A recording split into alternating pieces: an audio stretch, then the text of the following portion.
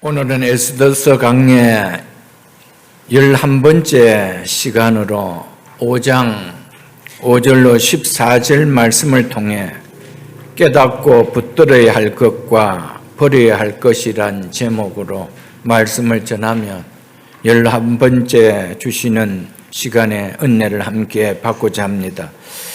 에스더는 금식 셋째 날에 여전히 금식이 진행되는 상태에서 왕의 부름이 있기 전에 왕께 나갈 수 없는 법을 어긴 채 목숨을 각오하고 죽으면 죽으리라는 다짐으로 금식의 베옷을 벗고 화려한 왕후의 예복을 갈아입고 왕궁 안뜰로 나갔습니다. 왕후의 예복을 입고 왕궁 안뜰에 선 에스더를 본 아하수에르 왕은 마음이 에스더에게 압도되어 잡고 있던 자신의 금귀를 내밀어 에스더를 맞습니다. 그리고 에스더에게 그대의 소원이 무엇이며 요구가 무엇이냐, 나라의 절반이라도 그대에게 주겠노라고 큰 선물을 내놓았습니다. 왕의 말이 너무나 솔깃하게 들렸음에도 에스더는 자신이 목숨을 걸고 왕에게 나온 요청해야 할 진짜 보따리는 풀지 않고 오늘 왕을 위하여 잔치를 준비하였으니 왕후가 베푼 잔치에 하만과 함께 꼭 와 주시옵소서라고 왕께 요청을 드렸습니다.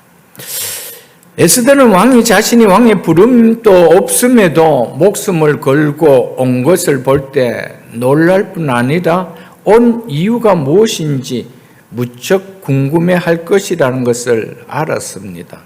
그래서 에스더는 왕이 내가 무엇을 요청할까라는 것을 긴장하게 될 것이라는 것도 알고 있었습니다. 에스더의 입에서 무슨 말을 할까, 무엇을 요청하기 위해서 왔을까라는 긴장도 하고 있다는 것을 알았다는 겁니다. 그래서 먼저 왕이 불편함 없이 마음을 편하게 갖도록 하기 위해서 에스더는 왕후인 제가 왕을 위하여 오늘 잔치를 준비해 놓았으니 오소서라고 참 지혜로운 행동을 합니다. 또한 왕의 총애를 받고 있는 하만에 대해서는 한마디의 부정적인 말도 하지 않고 왕이 좋게 여기시거든 왕이 신음하는 하만과 함께 오소서라고 왕 주위의 고관들이 있는 앞에서 왕을 높여줌이 느껴지게 지혜롭게 행동을 했습니다. 하만과 함께 오시라는 이 말이 아하수에르 왕에게는 어떻게 들렸겠습니까? 고관들 앞에서 왕이 신임하는 하만을 왕후도 신임하고 있구나라는 느낌이 들지 않았겠습니까? 이것은 곧 고관들 앞에서 왕의 안목이 틀리지 않았음을 간접적으로 인정해 주는 역할이 된 것이었습니다. 그래서 왕후가 왕의 체면을 세워주는 역할을 하였으니 왕의 마음은 참으로 흐뭇했을 것입니다. 이것을 보면 에스더가 참 지혜롭다라는 생각이 들 것입니다. 말하는 대화를 보면 상대의 마음을 헤아려 주는지 무시하는지 높여주는지 낮추는지 느끼는 것은 그리 어렵지 않습니다. 많은 사람을 대해본 왕의 입장에서 에스더의 말 한마디 한마디 그 지혜가 느껴지지 않겠어요. 그래서 잠언 25장 11절에 보면은 경무에 합당한 말은 아로새긴 은쟁반의 금사관이다 라고 말했습니다. 이것은 최고의 그릇에 담긴 최상급의 과일이라는 뜻입니다. 이 말씀처럼 에스더의 말은 경무에 합당하여 왕의 마음까지 움직였습니다. 말은 참 우리에게 소중합니다. 그 말 한마디가 사람의 마음을 움직일 수가 있다라는 것입니다. 에스더는 왕이 자기의 요청을 들어주었기에 감사의 보답으로 왕을 위해 잔치를 연 것이 아닙니다. 왕이 자신의 요청을 들어주기 전에 에스더는 왕을 위하여 잔치를 베푸는 지혜를 발휘했습니다.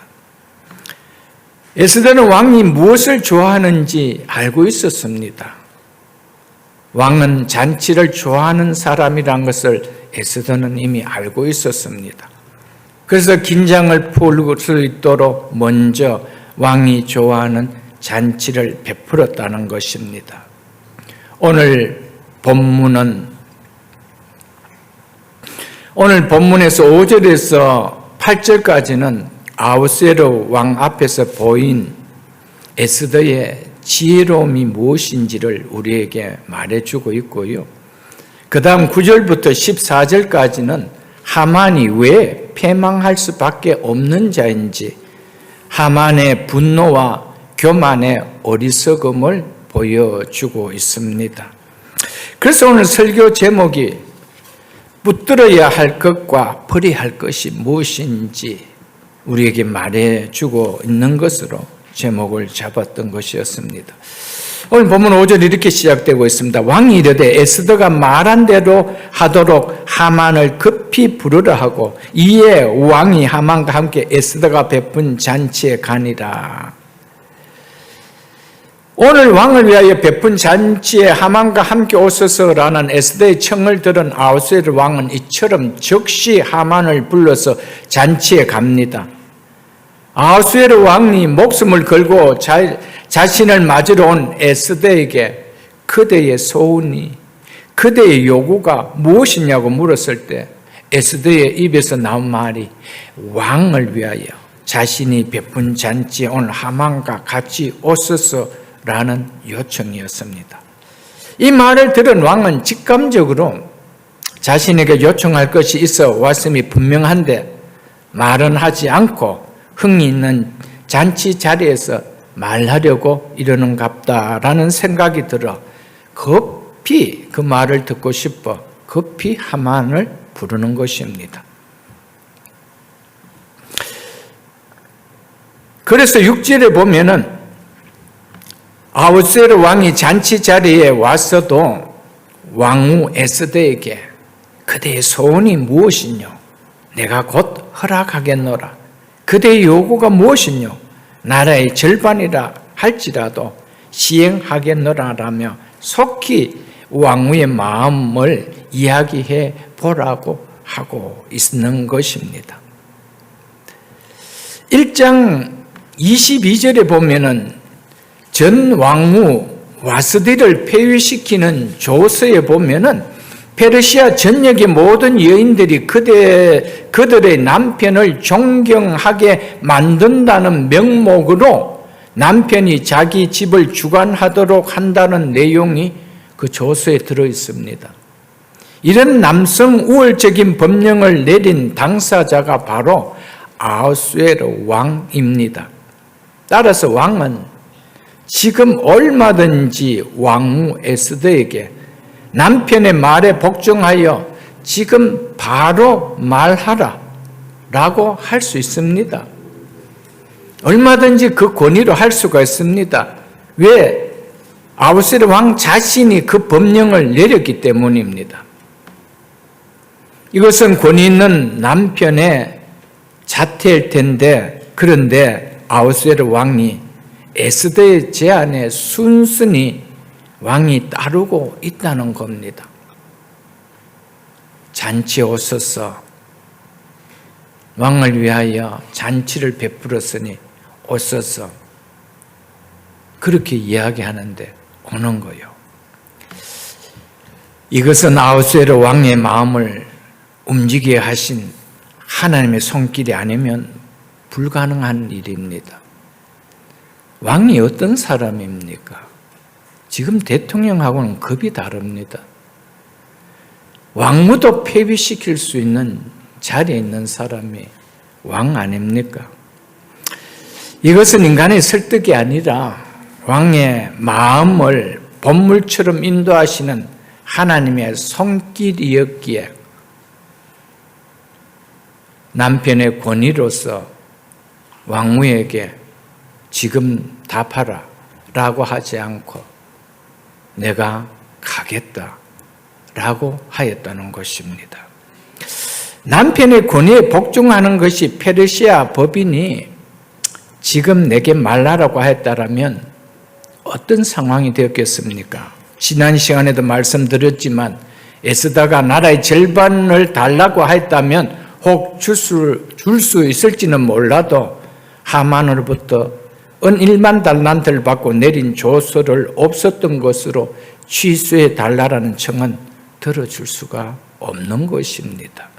왕의 인장이 찍혀 내려진 공식적인 권위를 가진 조서는 왕도 임의로 변경할 수 없는 거기 때문에, 그리고 옆에서 하만이 그 말을 듣는다라면 그렇게 하도록 내어버려 둘 일이 없습니다. 그러므로 만약 말하였다면 말하지 않은 것만 못한 일이 되고 말 것입니다. 그런데 왕이 계속해서 에스더의 말을 따르고 있습니다. 에스더가 왕의 말을 따르는 것이 아니고 왕이 에스더의 말을 따르고 있다는 것입니다. 이게 하나님의 은혜가 아니고 뭐냐는 겁니다. 이게 하나님의 손길이 아니고 가능할 수 있느냐는 겁니다. 에스더를 보면 볼수록 하나님의 손길이 얼마나 강력하다라는 것을 느낄 수가 있습니다. 아하수에르 왕은 지금 자신의 뜻대로가 아닌 에스더의 뜻대로 움직이고 있다라는 것을 우리는 성경을 보면 느낄 수가 있습니다. 이것은 보이지 않는 하나님의 손길이 역사하고 있다는 하나님의 은혜임을 우리에게 말해주고 있는 것입니다. 6절을 보겠습니다. 잔치의 술을 마실 때에, 이 표현은 잔치의 식사가 끝나고 한참 잔치의 흥이 무르익을 때를 나타냅니다. 이때 왕의 기분이 어떻겠습니까? 너무 좋지 않겠습니까? 그래서 또다시 왕이 에스더에게 이르되 그대의 소청이 무엇이뇨? 곧 허락하겠노라. 그대의 요구가 무엇이뇨? 나라의 절반이라도 시행하겠노라 하니, 에스더가 왕에게 자신의 마음을 말하기 전에 왕이 먼저 나라의 절반이라도 주겠으니 그대의 소원이 무엇이며 그대의 요구가 무엇이냐라고 또 제안을 합니다. 잔치 자리에 와서도 또다시 왕이 먼저 똑같은 내용을 왕후 에스더에게 제안을 하지요. 달라진 것이 있다라면 소원을 말하면 내가 곧 허락하겠다라는 겁니다. 이는 에스더의 요구가 무엇인지 알고 싶어하는 아하수에르 왕의 마음이 먼저보다 훨씬 더 두 번째가 컸다는 것을 말해주고 있습니다. 이 마음을 누가 주셨을까요? 지금 상황을 보면 에스더가 왕에게 부탁하는 위치가 아니라 왕이 에스더의 부탁을 들어주고 싶어 안달이 난 위치에 있다는 것을 우리는 성경을 보면 읽을 수가 있습니다. 이것을 보면 지금 왕과 에스더 사이에 누가 주도권을 잡은 것처럼 여겨진다는 것이 우리는 느껴질 것입니다.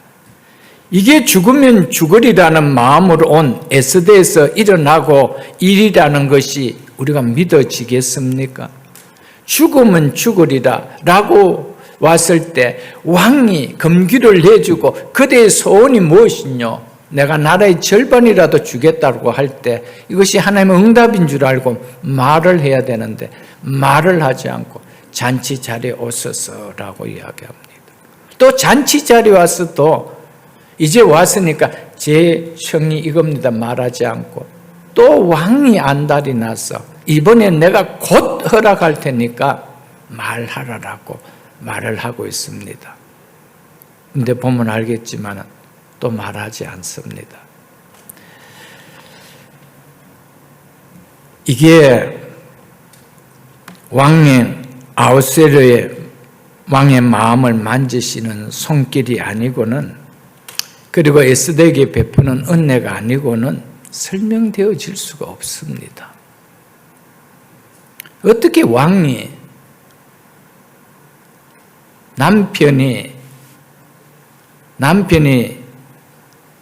가정을 다스릴 수 있도록 권한을 내린 인장이 찍힌 조서를 보낸 당사자가 지금 자기가 자기 가정을 다스려 가는 것이 아니고 부인에게 끌려가고 있는 것을 보지 않아요, 여러분들. 성경을 보면 참 놀랍습니다. 이건 일반 동네 아저씨 집안의 이야기가 아닙니다. 한 나라의 왕의 가정의 이야기입니다. 권위를 가진 나라를 다스린 왕이 자기가 조서를 그렇게 내려놓고 자기가 그 조서를 따르지 않고 있다는 겁니다. 뭘 이야기해 줍니까? 하나님의 손길은 얼마든지 왕의 마음도 바꿀 수 있다는 겁니다. 믿으십니까, 여러분? 이것이 믿음으로 행하는 자에게 나타나 주신 하나님의 은혜라는 겁니다. 지금 절박하게 요청해야 될 사람 왕이 아닙니다. 에스더입니다. 무릎을 꿇고 왕에게 요청해야 될 사람은 에스더입니다. 마음이 급한 쪽은 에스더지 왕입니까? 아니잖아요. 그런데 주객이 바뀌고 있다는 겁니다. 급해야 할 에스더는 여유가 있어 보이고 느긋해야 될 왕은 도리어 다급해 보이는 것 같지 않습니까? 이 마음 누가 주셨습니까? 하나님이죠. 하나님의 손길이죠. 하나님의 은혜죠.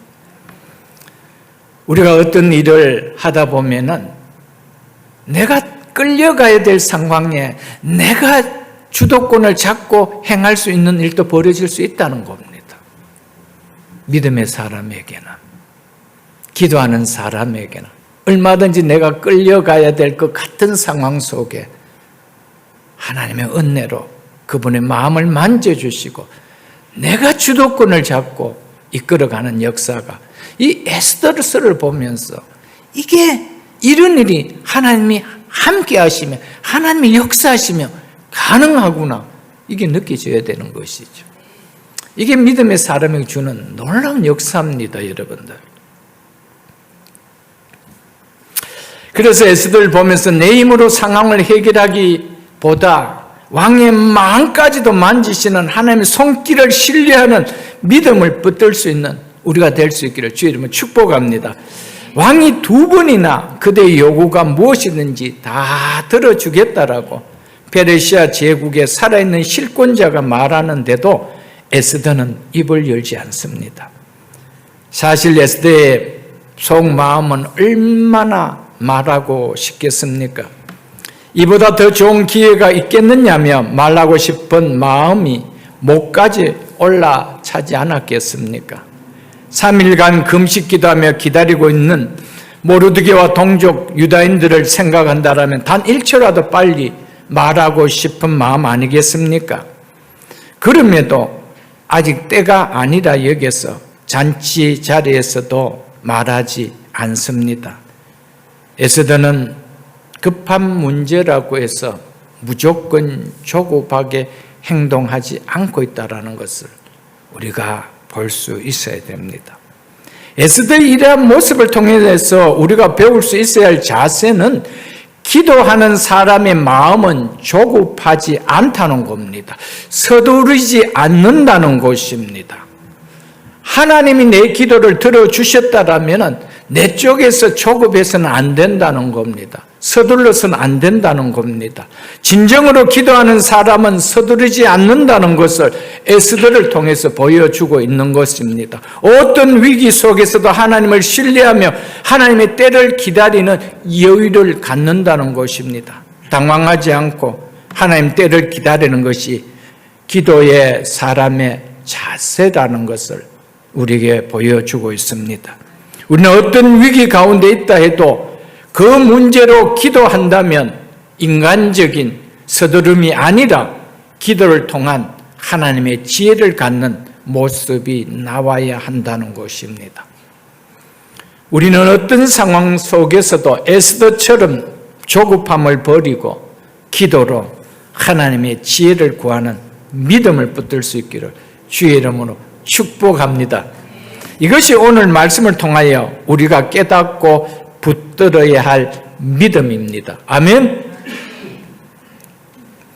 하만과 함께 잔치 자리에서 왕이 에스더에게 그대의 소청이 무엇이뇨? 곧 허락하겠노라. 그대의 요구가 무엇이뇨? 나라의 절반이라 할지라도 시행하겠노라. 또 한 번의 다급한 요청에 에스더는 조금 또 다급함을 보이지 않고 이렇게 말합니다. 7절로 8절을 보겠습니다. 에스더가 대답하여 이르되 나의 소청 나의 요구가 이러하나이다. 이렇게 말할 때 왕과 하만은 에스더의 입에서 무슨 말이 나올까 얼마나 귀가 설깃했겠습니까? 그런데 에스더의 입에서 나오는 자신의 요청은 이것입니다 라고 이렇게 말합니다. 8절 보겠습니다.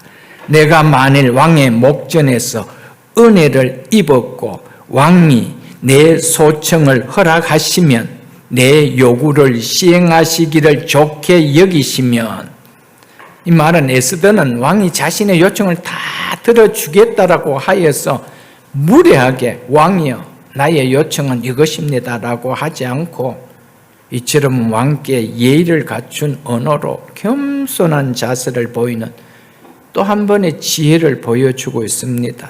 그러면서 왕에게 정중하게 또 이렇게 요청합니다. 내가 왕과 하만을 위하여 베푸는 잔치에 또 오소서. 내일은 왕의 말씀대로 하리다 하니라. 아멘. 아무리 에스더가 예의를 갖추고 겸손한 자세로 말을 한다 해도 대제국의 왕을 한 번도 아니고 내일 또다시 오게 한다는 것이 왕의 입장에서 얼마나 불쾌하게 여겨질 수도 있지 않겠어요? 아하스웨르 왕은 참을성이 많은 캐릭터가 아닙니다. 한번 마음이 틀어지면 그 자리에서 왕무도 폐위시키는 캐릭터가 아하스웨르 왕의 캐릭터입니다.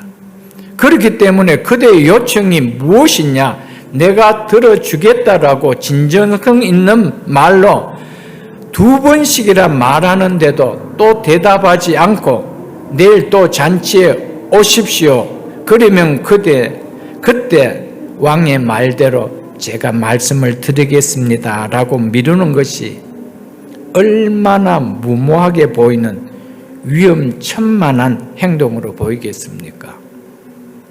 이것을 에스더 자신도 알았습니다. 5년이나 함께 살았기 때문에 아하스웨르의 캐릭터를 압니다.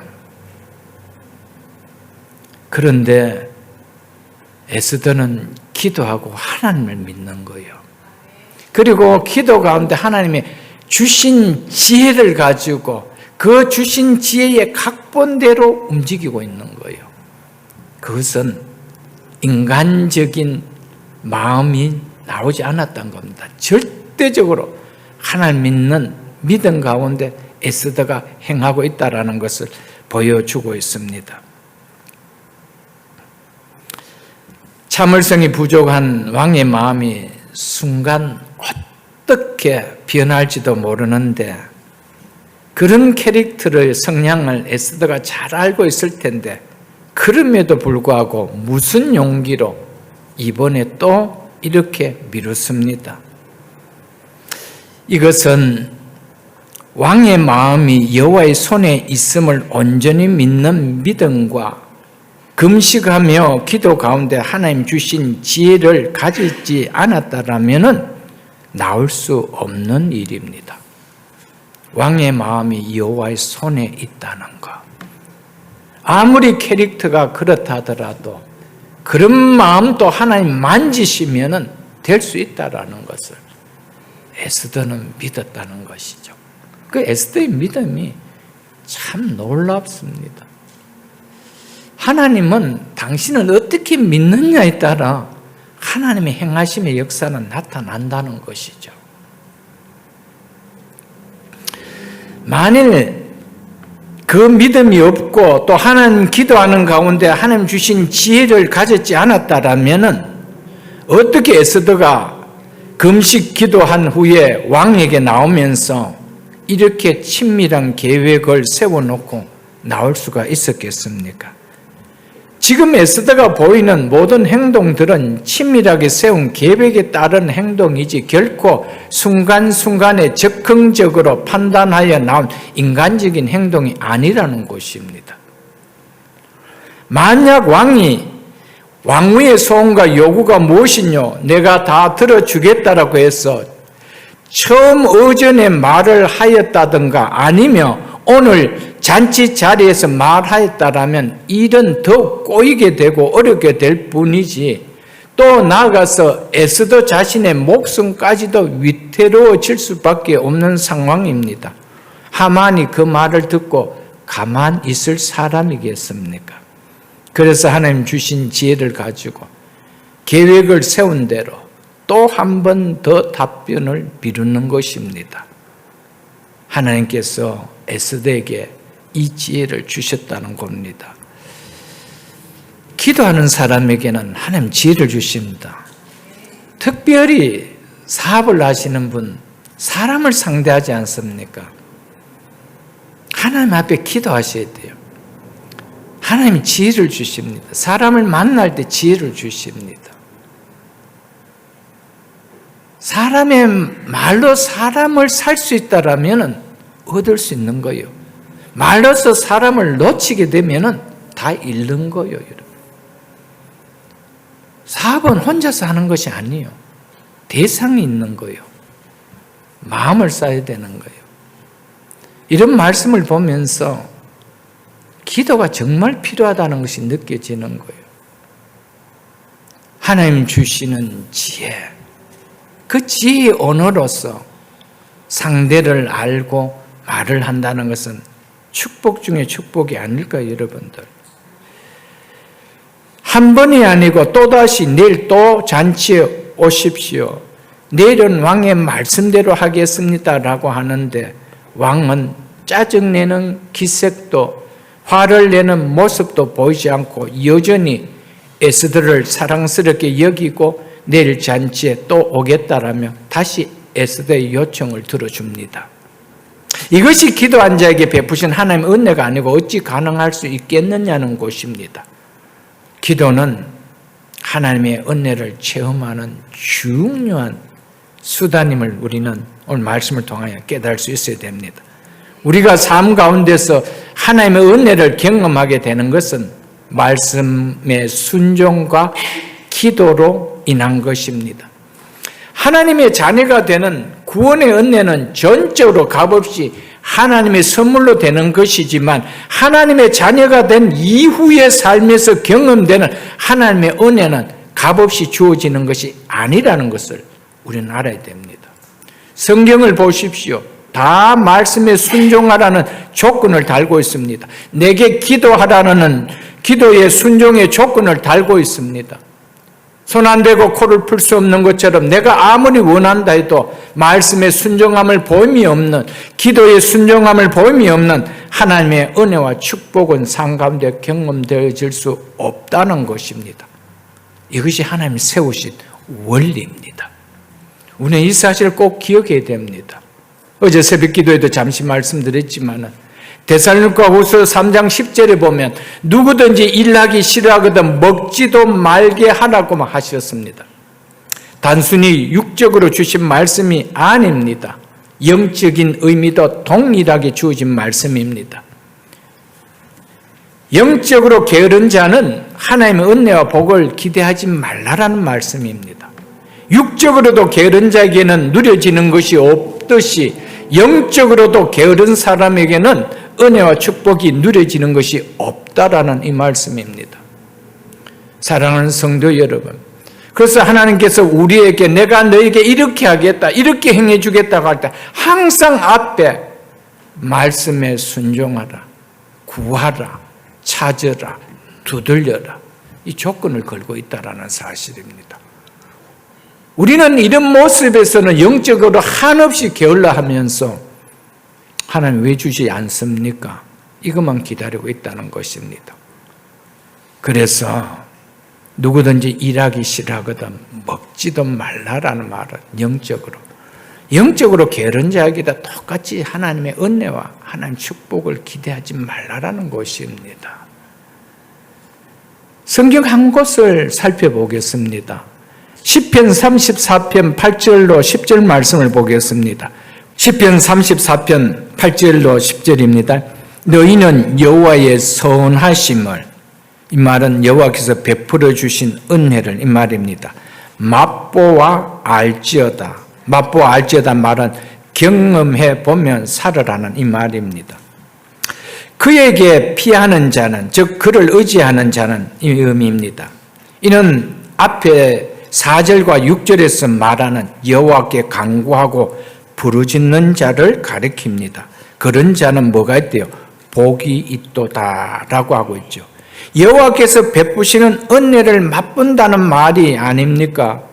하나님을 의지하고 하나님께 간구와 부르짖음이 없는데 하나님께서 베푸시는 은혜를 맛보는 복은 누려지지 않는다 이 말입니다.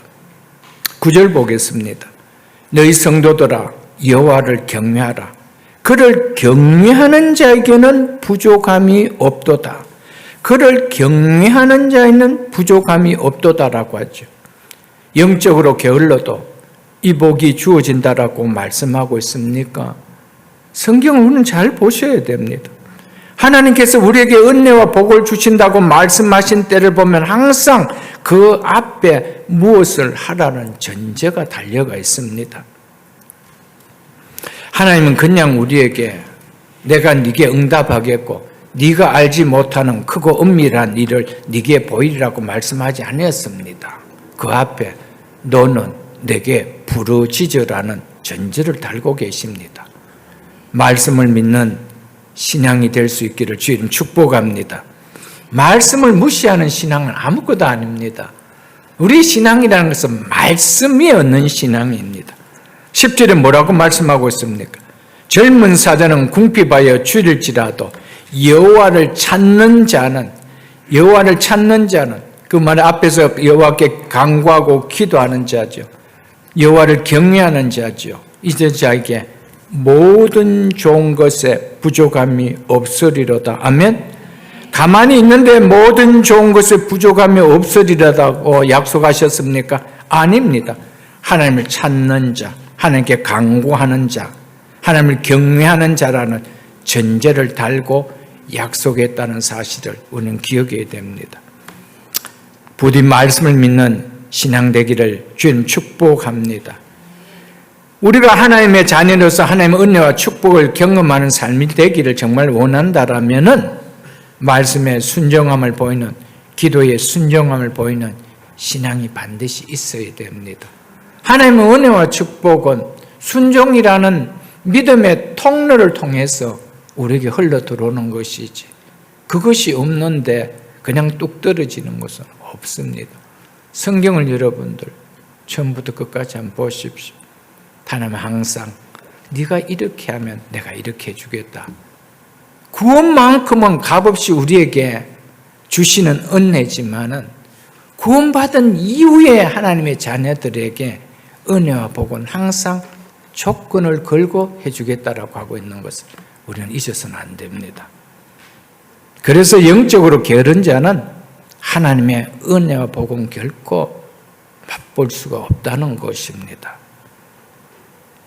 하만은 자신만이 왕을 위해 베푼 잔치에 왕과 함께 초대되어 참석하였다는 사실과 내일 또 왕과 함께 왕후와 베푼 잔치에 초대받았다는 사실에 왕뿐만 아니라 왕후에게까지도 인정받고 지지받고 있다고 여겨서 너무 좋아 하만이 왕궁을 콧노래를 부르며 나옵니다. 9절을 보겠습니다. 그날 하만이 마음이 기뻐 즐거이 나오더니 모르드게가 대궐 문에 있어 일어나지도 아니하고 몸을 움직이지도 아니하는 것을 보고 매우 노하나 천하를 다 얻은 것 같던 하만의 기쁨도 잠시 궁궐 문을 나서기 전에 다 사라져 버립니다. 그리고 분노가 폭발합니다. 억제할 수 없는 하만의 기쁨이 분노로 바뀌게 되는 원인이 뭡니까? 바로 모르드게 때문이라는 겁니다. 왜냐하면 하만이 자기를 보고도 엎드려 절하지 않는 분노로 인해 유대인을 다 진멸시키는 왕의 인장이 찍힌 조서가 선포되었는데도 대궐 문에 있는 모르드게는 여전히 자기를 보고도 꿈쩍도 하지 않고 있기 때문입니다. 이는 모르드게는 전능하신 하나님을 믿는 믿음으로 자기 민족을 진멸하는 하만을 보고도 두려워하고 있지 않다라는 것을 말해주고 있습니다. 하만은 이런 모르드게를 보자 다시금 모르드게를 향하여 분노가 불같이 일어납니다. 그래서 이어서 10절 12절을 보겠습니다.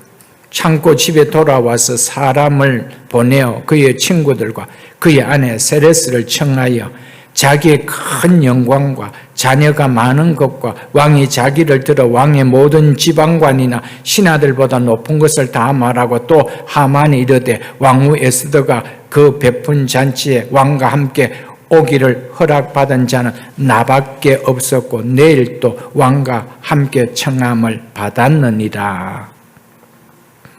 하만은 모르드게로 인하여 끓어오르는 분노를 삼키며 집으로 돌아와 모르드게로 인해 상처 입은 자존심을 회복하고 분노의 마음을 전환이라도 하려는 듯 아내와 자기 친구들을 불러놓고 그들에게 자기가 얼마나 대단한 사람인지 자랑을 늘어놓습니다.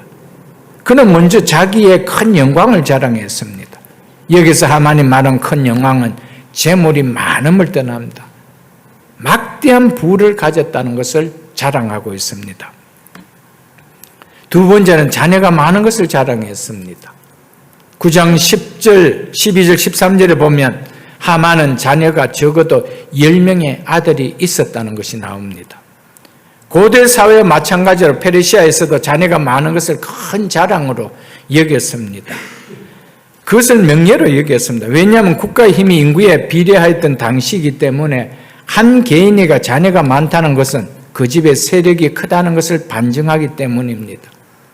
그래서 그리스 역사가 헤로도투스에 의하면 자녀를 많이 둔 것은 전쟁에서 용맹스럽게 싸운 것 다음으로 영예스러운 일이었다라고 말하고 있습니다. 그러니 하만이 10명의 아들을 둔 것이 얼마나 자랑스럽겠습니까? 세 번째는 자신의 지위와 권력을 자랑했습니다. 하만의 지위와 권력은 아하수에로 왕 다음이었습니다. 한 민족 전체를 멸절시킬 만한 권력이 그에게 있었습니다. 하만은 페르시아 제국의 제2인자 위치에 있는 것에 우쭐했습니다. 하만과 같은 세상적인 자랑도 오늘 말씀을 통하여 우리는 깨닫고 버려져야 되고, 그리고 하만과 같은 이 교만함도 깨닫고 버려져야 한다는 것을 말해줍니다. 하만은 사라질 것을 위하여 평생 올인한 불쌍한 인생입니다. 우리 안에 하만처럼 세상적인 자랑에 매몰되어 한평생 살아간다라면 성도로서는 그것은 단호하게 버려야 됩니다. 하만이 자랑하고 있는 내용들이 자기 아내와 자기 친구들이 모르고 있는 것입니까? 이미 다 알고 있는 것입니다. 그럼에도 하만이 이것을 불러놓고 본론을 말하기 전에 이것들을 또 이야기를 합니다. 우리가 그렇습니다. 이야기를 하다 보면은 이미 다 알고 있는 이야기를 또 이야기하고 또 이야기하고 또 이야기할 때가 참 많습니다. 그것은 언연중에 그것을 나타내고 싶어하는 마음이 있어서 그런 것입니다. 사랑하는 성도 여러분, 우리에게 있어서 하나님 주신 은혜라면 우리가 이야기해야 됩니다. 하나님의 영광을 나타낼 수 있도록 우리는 이야기해야 됩니다. 그러나 하만은 자기를 나타내고 싶었습니다. 자기가 이만한 대단한 사람이라는 것을 말하고 싶었던 것이었습니다. 왜 사실은 이것을 말하려고 불렀는 것이 목적이 아닙니다. 어떻게 하면 내가 분나서 못 참는 저 모르드게를 처리할 방법이 뭔가 그거 의논하려고 불러온 것이었습니다. 그런데 이 자랑을 먼저 했다는 것은 자신이 모르게 인하여 상처 입은 자존심이 얼마나 컸는지를 부각시키고 싶었습니다. 내가 이런 대단한 사람인데 저런 보잘것없는 인간에게 이런 수치를 내가 당했다. 그러니 내가 얼마나 그 상처가 크겠냐는 걸 부각시키고자 그렇게 이야기했던 것이었습니다. 아이러니하게도 하만이 자랑으로 삼았던 이 모든 것들은 얼마 있지 않아 자신의 손에서 다 사라져 버릴 것인 것을 다 사라져 버립니다. 그런데 자기 손에서 떠날 것이 무엇인지도 깨닫지 못하고 하만은 스스로 자랑하고 있는 것입니다. 뒤에 가서 보면 알겠지만 하만의 모든 재물은 에스더 손에 넘어가 버립니다. 하만의 지위는 모르드게에게 넘어가 버립니다. 자신은 물론이고 자랑으로 여겼던 10아들까지도 죽음으로 다 세상을 떠나가 버립니다. 하만은 자신의 인생이 이렇게 끝날 것을 알았다라면 그렇게 살았겠습니까? 모르니까 그렇게 살았죠. 우리도 똑같습니다. 우리 앞에 어떤 일이 닥칠지를 모르니까 하만처럼 세상의 것을 자랑하는 인생으로 살고 싶어 한다는 것입니다. 그게 얼마 후에 내 손에서 떠나갈지 모르니까 그것 좀 자랑하고 싶어서 그렇다는 것이죠. 그래서 성경은 우리에게 늘 너희는 먼저 그의 나라와 그의 의를 구하라는 거예요. 우리가 생각해야 될 것은 내가 아닙니다. 하나님입니다. 내가 자랑해야 될 이유와 목적도 하나님 영광 때문입니다. 오늘 이 사실을 기억해야 됩니다. 야고보서 4장 14절에 보면 내일 일을 너희가 알지 못하는도다. 너의 생명이 즉 너희 인생이 무엇이냐? 너희는 잠깐 보이다가 없어지는 안개니라 라고 말하지 않았습니까? 우리가 이런 존재라는 겁니다. 이런 존재를 잊고 살면 결국 하만처럼 사라질 것을 자랑으로 삼기 위해서 한평생 그것에 올인하는, 그래서 후회만 남기는 삶을 살다 끝을 마치게 되어진다는 겁니다. 인생은 안개와 같기 때문에 우리가 어떤 모습으로 살아가든지 분명한 것은 안개가 사라지는 것처럼 우리 인생도 이 땅에서 사라진다는 겁니다. 내가 이 땅에서 사라지는 날 내가 자랑했던 모든 것도 내 손에서 사라져 버린다는 것입니다. 그래서 너희 보물을 하늘에 쌓아두라는 것이요. 사라질 이 땅에 쌓아두지 말라라는 겁니다. 우리의 재물도, 우리의 생명도, 우리의 자녀도 하늘에 쌓아두는 보화가 되어야 되는 거예요. 아멘. 이 땅에서 육신의 생명이 끝난 날 예수 그리스도를 믿는 자와 믿지 않는 자에게 일어날 일이 무엇인지 알지 못한다라면 우리가 신앙생활을 해야 될 이유가 있나요? 없잖아요. 우리의 생명이 끝난 날 나에게 일어날 일이 무엇인지 알기에 이 세상의 것을 자랑하기 위한 인생 살지 않고 하나님을 기쁘시게 하는 믿음의 인생을 사는 거 아닙니까? 이 땅의 육신의 삶을 마치는 날 나에게 어떤 일이 일어날 것을 내가 믿기에 살아가는 것이 신앙생활 아니요. 그렇다면 이 생명, 육신의 생명을 끝난 날 나에게 일어날 일이 무엇인지 안다라면 우리는 이 땅에서 어떻게 살아야 된다는 것은 명쾌하게 제시되어집니다.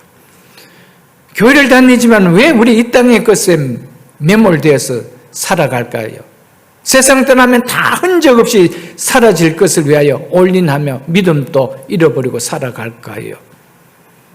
내가 죽으면 이 땅의 육신의 생명을 마치면 나에게 어떤 일이 일어날 것에 대해서, 그리고 믿지 않는 자에 대해서 어떤 일이 날게 될 것에 확신이 없기 때문에 그렇습니다. 확신이 있으면 절대 그렇게 사라질 수가 없습니다. 사랑하는 성도 여러분, 우리는 잠시 있다 사라질 안개와 같은 존재입니다. 안개가 사라지는 것처럼 우리도 사라집니다. 사라질 것을 자랑하기 위한 인생 살아서는 안 됩니다. 하나님의 영광을 위해서 짧은 안개 같은 삶이라 할지라도 하나님 만나는 그때에 하나님 앞에 칭찬되는, 그것이 보화가 되는 그런 삶을 이 땅에서 살다 가야 되는 거 아닐까요, 여러분들? 12절 보겠습니다. 또 하만이 이르되 왕후 에스더가 그 베푼 잔치에 왕과 함께 오기를 허락받은 자는 나밖에 없었고 내일 또 왕과 함께 청함을 받았느니라. 하만은 오늘 예상치 못한 새 자랑거리가 생겼습니다. 그래서 한 가지 덧붙여 또 자랑합니다.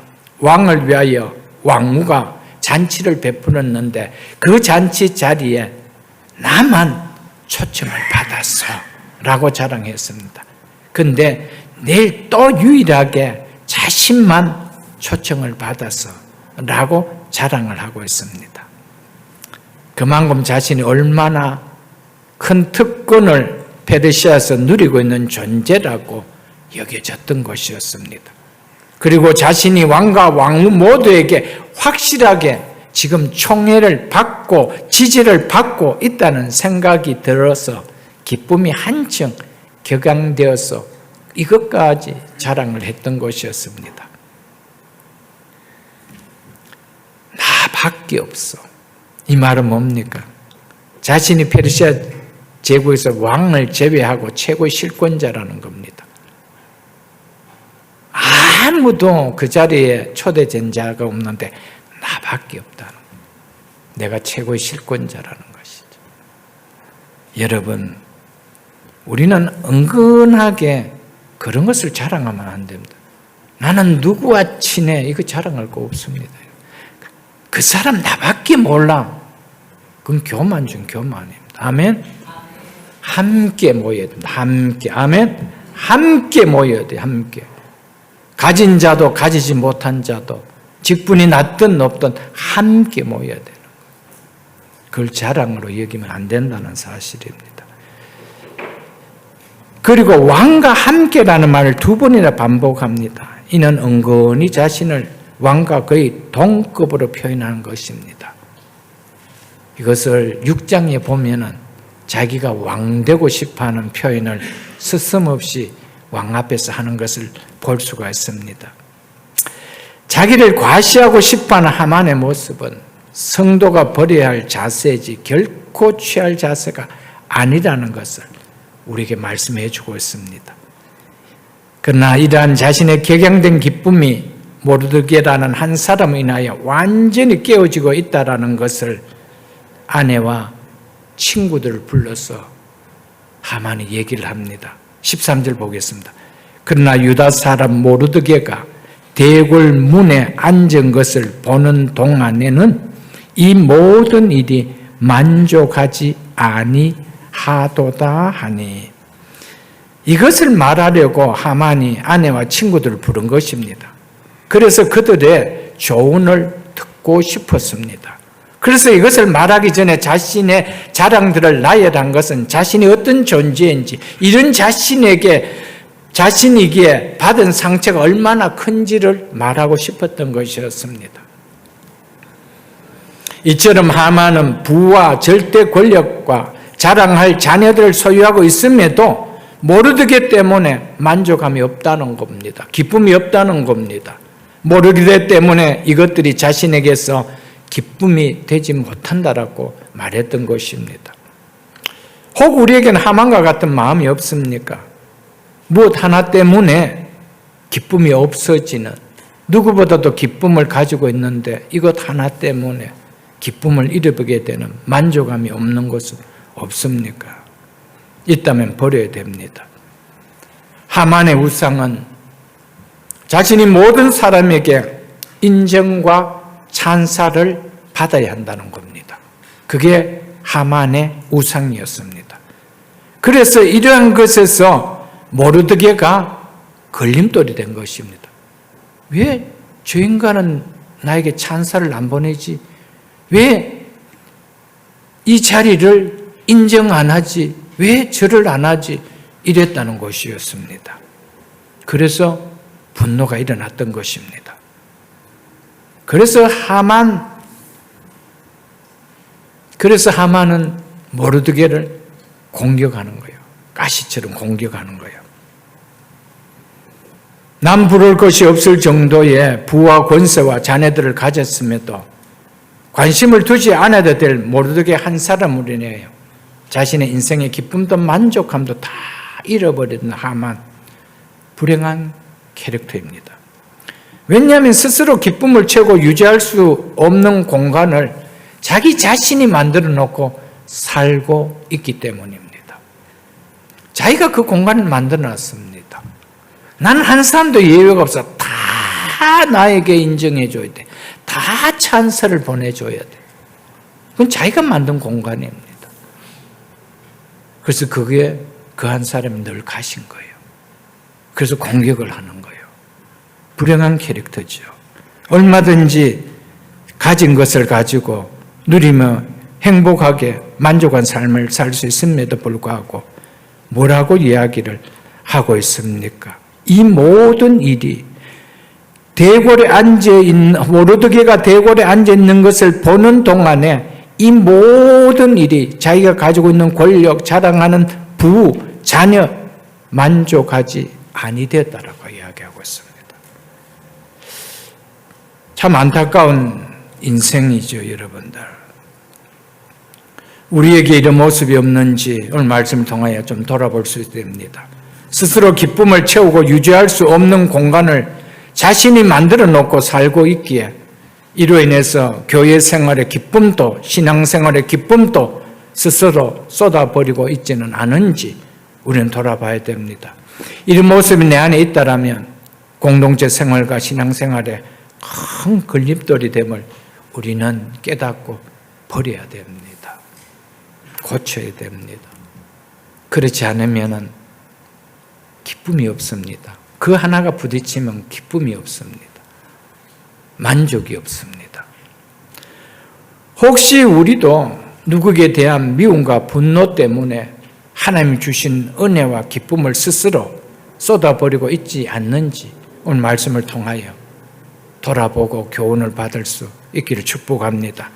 내 안에 미움과 분노가 하나님의 은혜와 복을 가로막고 있지 않는지 우리는 돌아봐야 한다는 것입니다. 하나님 주신 은혜와 기쁨이 쏟아버리지 않도록 은혜와 복이 가로막히지 않도록 이길 수 있는 은혜를 하나님께 구하는 신앙이 될 수 있어야 합니다. 아멘.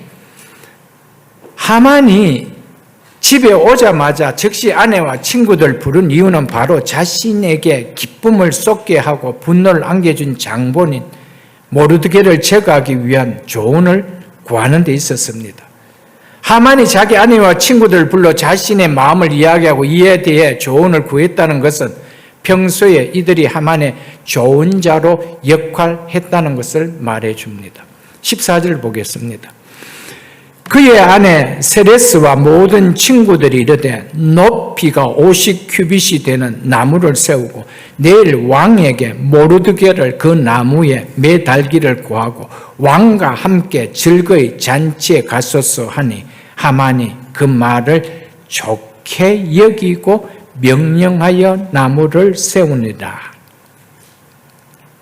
하만의 이야기를 들은 아내 세레스와 하만의 친구들은 모두 하만의 자존심을 회복시켜 줄 수 있는 방법으로 수산성의 사람들이 모두 볼 수 있을 만큼의 높은 나무를 세워 그 위에 모르드게를 매달아 죽이자라고 조언했습니다. 제안을 했습니다. 그리고는 11개월이나 기다릴 것이 뭐가 있나? 내일 일찍 왕궁에 들어가 모르드게를 죽이게 해달라고 왕께 허락을 받으라는 겁니다. 그리고 나서 왕과 함께 잔치에 가면 더 즐겁지 않겠느냐라고 조언을 해 주었습니다. 그러한 조언을 들은 하만은 그 조언을 좋게 여겼다라고 합니다. 흡족하게 여겼다라고 합니다. 그래서 유다인 한 민족도 진멸시키는 허락을 받을 수 있는데 모르드게 한 사람 죽이게 해달라는 것쯤이야 그리 어렵지 않다라고 여겨서 하만은 왕의 허락도 받기 전에 먼저 모르드게를 죽일 나무부터 세우도록 명령하여 나무를 세워 놓습니다. 얼마나 교만합니까? 교만의 극치를 달리고 있습니다. 성도는 하만과 같은 교만의 마음이 있어서는 안 됩니다. 교만은 하나님이 가장 싫어하는 겁니다. 인생에 패망하는 지름길을 가려면 교만하라고 성경 말하고 있습니다. 우리는 항상 어떤 위치에서든 어떤 자리에서든지 겸손할 수 있기를 지금 축복합니다. 하만은 참 불행한 인생입니다. 왜냐하면 그의 아내를 비롯해 그의 가까이 있는 사람들 모두가 한결같이 자신을 파멸의 길로 이끄는 데 일조하는 사람들밖에 주변에 없었기 때문입니다. 하만 곁에는 그의 분노를 가라앉힐 지혜로운 자들이 한 명도 없었습니다. 모두 악한 일을 하도록 조언하는 자들밖에 없었습니다. 그러니 그 인생이 멸망할 수밖에 없죠. 이것을 보면 인생의 배우자와 친구가 얼마나 중요하다는 것을 우리에게 말씀해 주고 있습니다. 성도는 주변에 어떤 친구를 두느냐가 진짜 중요합니다. 내 영혼을 살리고 내 가정을 살리고 내 인생을 살리도록 조언해 줄 수 있는 친구들을 두어야지, 내 영혼과 내 가정과 내 인생을 메마르게 만들고 죽게 만드는 친구들을 두어서는 안 됩니다. 긍정적인 마음들을 넣어주며 믿음의 길을 가도록 권면해주는 신실한 믿음의 친구를 두어야 합니다. 세상 길로 가서 멸망의 길로 빠지게 하는 친구를 두어서는 안 된다는 겁니다. 내 곁에 세레스 같은 사람이 있는지, 아니면 에스더와 모르드게 같은 믿음의 벗이 있는지 돌아보십시오. 내가 가장 자주 카톡하고 전화 거는 사람이 세레스 같은 사람입니까? 에스더나 모르드게 같은 사람입니까? 그것이 여러분의 인생을 당금질하며 다듬어 나가고 있다는 사실을 우리는 잊어서는 안 됩니다. 한편 모든 친구들보다 아내 세레스의 이름이 먼저 나옵니다. 이는 모르드게로 인해 분노한 남편을 위해 모르드게가 어떻게 죽일 것인지 조언하는데 주도적인 역할을 한 인물이라는 것을 말해주고 있습니다. 남편에게 에스더와 같은 아내가 되어야 되지 세레스와 같은 아내가 되어서는 안 된다는 것을 우리에게 조언해 주고 있습니다. 아내는 남편을 살리는 좋은 자가 되어야 되지, 하나님이 싫어하는 일을 하도록 부추기고 이끌고 멸망의 길로 가게 하는 자가 되어서는 안 됩니다. 그래서 잠언 14장 1절에 보면 지혜로운 여인은 자기 집을 세우되 미련한 여인은 자기 손으로 그것을 허느니라고 말씀하고 있습니다. 가정을 세우는 것은 진짜 여자의 힘에 달려가 있습니다. 아우세르 마음도 누가 움직입니까? 에스더가 움직이고 있는 거예요. 한번 성경을 잘 보십시오. 아담의 마음을 누가 멸망의 길로 이끌었습니까? 하와였습니다. 하와가 따서 주었습니다. 이스마엘을 놓게 한 것은 아브라함이 원했습니까? 하라가 아브라함에게 바쳤습니까? 여러분, 누가 가정을 세우는지 성경을 보면 잘 나와 있습니다. 부디 믿음 있는 아내의 말을 잘 듣는 남편들 되십시오. 그게 사는 길입니다. 그리고 무엇보다 남편은 아내보다 믿음을 견고하게 세우려고 애쓰고 힘쓰십시오. 그것이 사는 길입니다. 아멘.